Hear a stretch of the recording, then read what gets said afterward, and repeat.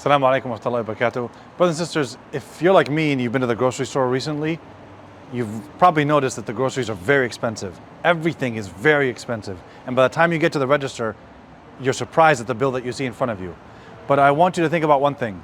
If you're able to still swipe your card and pay, say alhamdulillah. That's a blessing that you're able to still afford groceries right now. Because right now in our community and all over this country, there are people, because of being furloughed, because of the government shutdown, because of SNAP benefits not being filled, they cannot buy groceries.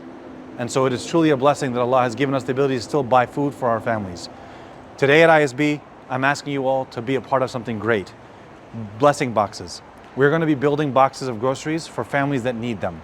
If you go to isb.org/blessingbox, you can sponsor a box of food, of groceries that will go to a family of 5 or 6 so that they can have food for their families for a week. We're also going to be packing these groceries and working with Human Appeal to prepare these boxes.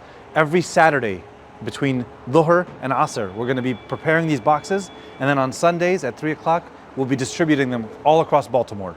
Let's help feed everyone that needs it. Let's be there, provide these blessing boxes for them, and be a blessing to the people around us, inshallah.